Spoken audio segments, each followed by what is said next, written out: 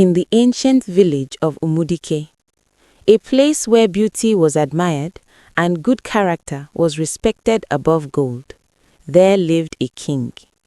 A king whose decisions were never questioned until one day he stood before his people, looked into their eyes, and said something no one was prepared to hear. I will not marry the most beautiful woman. I will not marry the kindest. I will marry the woman with the worst character in this village. Let that sink in. The worst woman. At first, nobody reacted. It was as if the entire village had forgotten how to breathe. Then suddenly, voices exploded everywhere. The worst woman? Did we hear him correctly? What kind of decision is this? Some laughed, thinking it was a joke. Others shook their heads in disappointment. But the king did not laugh. He did not explain. He simply raised his hand and said quietly, "What you are about to witness will teach you more than beauty ever can." Now, listen carefully, because this king was not a foolish man. No, King Obinna was known across many lands as a man who saw what others could not see. He spoke less, but understood more. He judged fairly and never acted without purpose. So when he made this decision, it wasn't madness. It was something else, something deeper, something hidden. And in that same village, there was only one woman everyone believed fit that description. Her name was Adaku. And the moment her name entered your ears, you would already feel uncomfortable. Because Adaku was not just disliked, she was avoided. Not because she was poor, not because she was ugly, but because of her behavior. If you greeted her kindly, she would ignore you. If you tried to help her, she would insult you. If you came close to her house, she would drive you away. One hot afternoon, an old woman, weak and tired, stopped in front of Adaku's house. She smiled gently and said, "My daughter, good afternoon." Adaku turned slowly, looked at her from head to toe, and replied coldly, "Do I look like your daughter? Next time, mind your business." The old woman stood there, shocked, then quietly turned and walked away. That day, something changed. Another time, children were playing nearby, laughing, running, full of life. Adaku stormed out of her house. "Get away from here," she screamed. "You noisy animals." The children scattered in fear. From that day on, no child ever played near her house again. Little by little, everyone stopped trying. No greetings, no kindness, no connection. Because in their hearts, they believed one thing: some people cannot change. So when the king's royal guards walked through the village and stopped in front of Adaku's house, people began to gather. Whispers filled the air. Why her house? What is happening? Then the head guard stepped forward and spoke loudly. "Adaku, the king has chosen you to be his wife."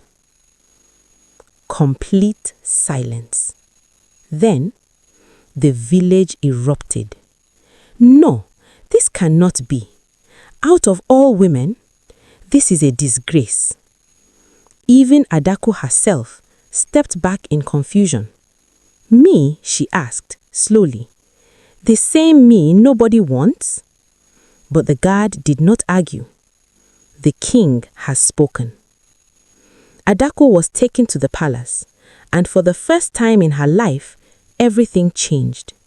She slept on soft beds, wore beautiful clothes, ate food she had never seen before. But something else changed too. Eyes. Eyes were on her, watching, waiting, hoping that maybe, just maybe, she would change. But she didn't. "This food is tasteless," she shouted one evening. "Is this how you serve a queen?" Servants stood quietly, holding their breath. Day after day, her words became sharper, her attitude worse, until it was no longer surprising, it was exhausting. And slowly, fear began to grow. What if she becomes queen? The complaints could no longer be ignored. So one evening, the elders went to the king. They bowed respectfully and spoke carefully. "Your Majesty, this woman brings dishonor to the palace. She disrespects everyone. She refuses to change. Please, send her away." The king listened, quietly. Then, he smiled, not out of joy, but out of understanding. "You are watching her behavior, but I am watching something deeper, and very soon you will all understand." The next morning, a great gathering was called. The entire village came out. No one wanted to miss it. Adaku stood before them, dressed like a queen. The same woman they once avoided, now standing in power. The king raised his hand. "People of Umudike, you questioned my decision. Today, I will answer you." He pointed at Adaku. "This woman now has everything: wealth, power, respect." Then he asked, "Has she changed?" The crowd responded loudly, "No." The king nodded slowly. "That is the lesson. Power does not change a person, it reveals them. If someone has no character in nothing, they will have no character in everything."